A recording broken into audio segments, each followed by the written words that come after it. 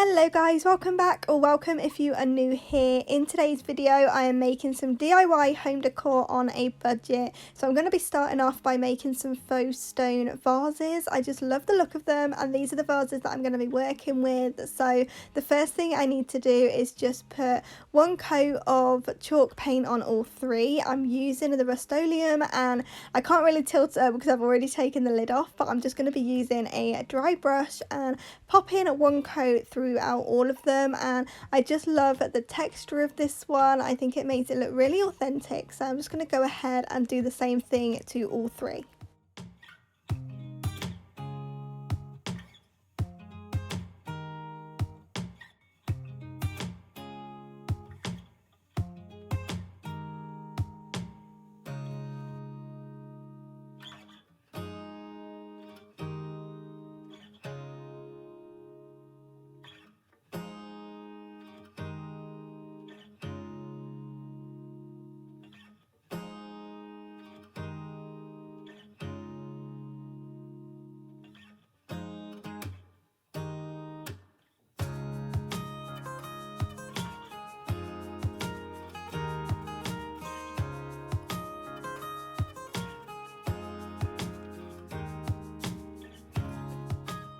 So I'm making sure that I'm going in and painting horizontally. I feel like the brush lines just make it more authentic that way, and I really like how this pink one turned out, so I'm just going to leave this one white because I think it looks really pretty, but I do want the other two to look more stone. So I'm going to be going in with a grey chalk paint and a sponge as well, just to give it a different look. The first thing I'm going to do is go over the glass vase with one coat of the normal white chalk paint, and then I'm going to show you how to make it look more stone and authentic.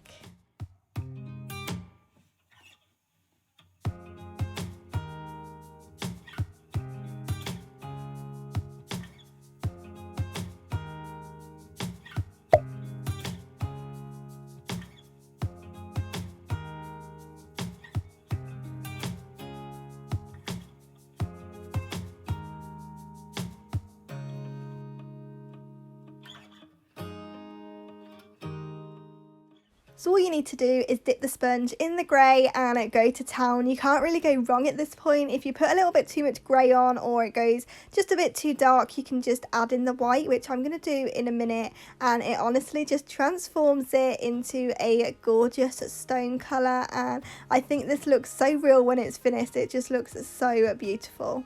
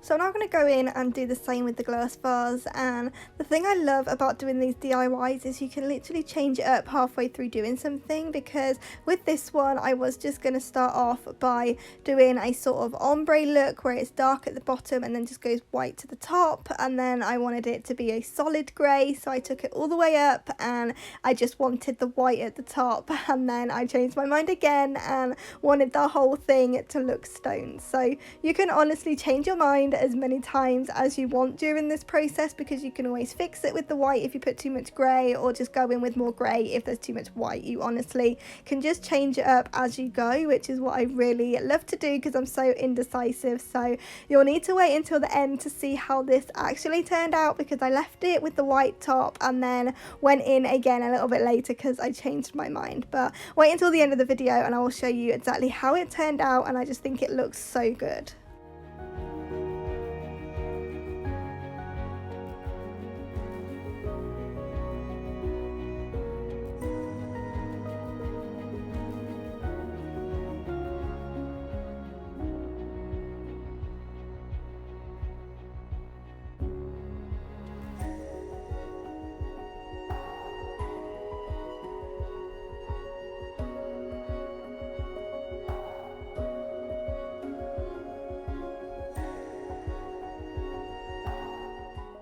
So once I had all 3 vases painted, the next DIY I wanted to do was a beaded garland. I'm seeing these garlands everywhere and they are so pretty, but just a little bit expensive. So I'm going to go ahead and link some beads down in the description box if you wanted to give it a go. And also, if you want me to do more of a tutorial on how to make beaded garlands, just let me know down in the comments, as this isn't really a tutorial. I do just go through it really quickly and I'm so cat-handed you probably can't see exactly what I'm doing, but if you want a more detailed tutorial, just let me know. Alright, so the first thing you need to do is just wrap the string around some cardboard, or you can even wrap it around your hand, that would work as well, just to make the tassel. Get some more string and tie it at the top in a double knot so the string doesn't come apart and you don't lose that loop. Then you can just pull it all down and cut the bottoms off with some scissors.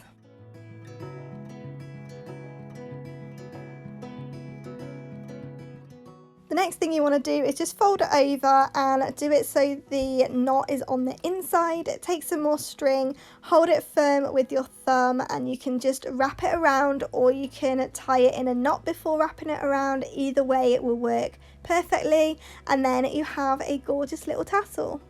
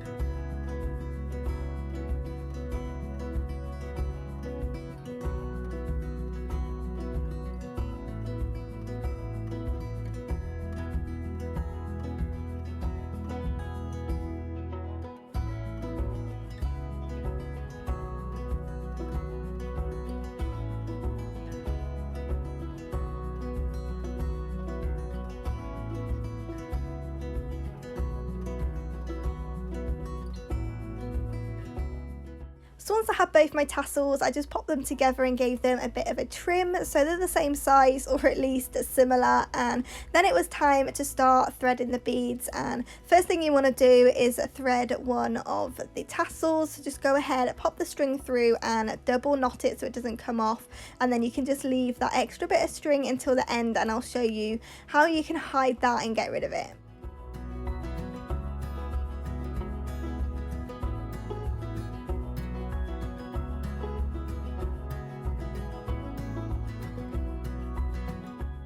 So to make it easier to thread the beads, go ahead and just pop a little bit of sellotape on the end. This is something that I completely forgot to do to start with, and the end of my string started to fray really badly. So I did go ahead and pop some sellotape on halfway through, and it just makes it so much easier.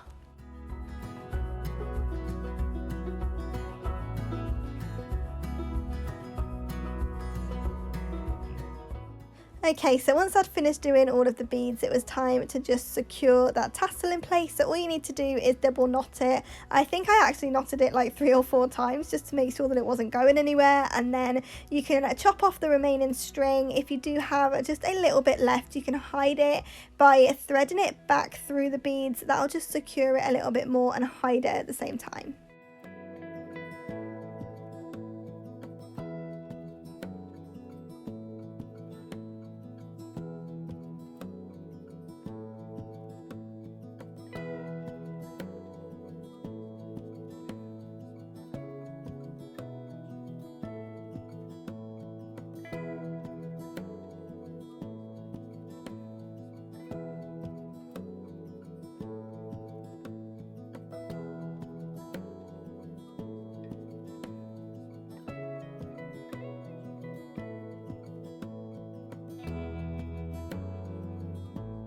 I just think these garlands are so pretty. You can do them any size and colour, so they can literally match any decor, and they're just so simple yet pretty, so I just love that.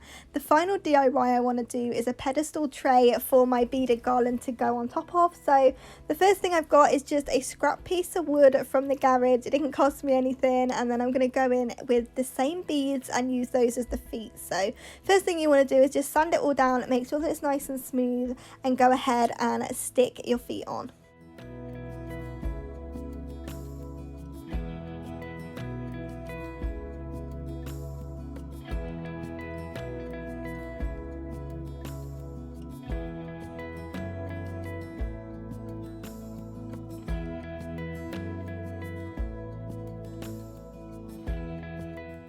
Next thing I'm going to do is just go in and give it a couple of coats with the white chalk paint just to give it the first base coat, and then I'm going to go in again with the grey and show you how to make it look worn. And for this is going to be more of a modern farmhouse kind of look, but of course again you can paint it any colour. You don't have to do the next step and make it look worn. If you want it to look new, you can honestly just play around with it, but today I'm making a nice modern farmhouse one, so I'm going to show you how you can make it look old and worn.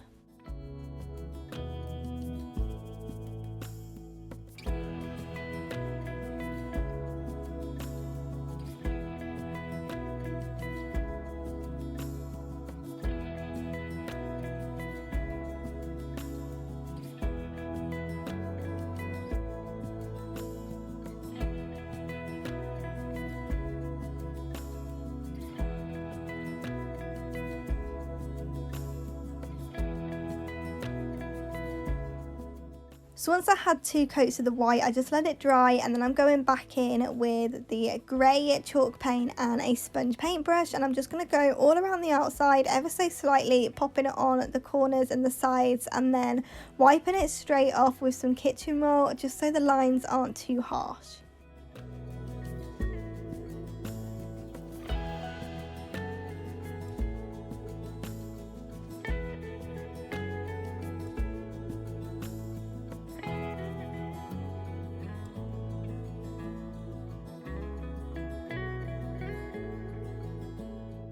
So once I'd done that, it was time to do the top. So I'm just going to go in and do the same thing, put some lines on and rub it off with the kitchen roll. You can't really go wrong at this point, so don't worry if you think you've put too much grey on, because the next step will fix it. So the final thing I'm going to do is go back in with the sandpaper, and this is where you can tone down those harsh lines. So I'm just going to go over it all, giving it a good scrub and just making it nice and worn. It just gives it such a good farmhouse feel, and I think it really transforms it from what it was, and it just makes such a huge difference. So like I said, don't worry when you're doing the grey, because this step will just fix everything.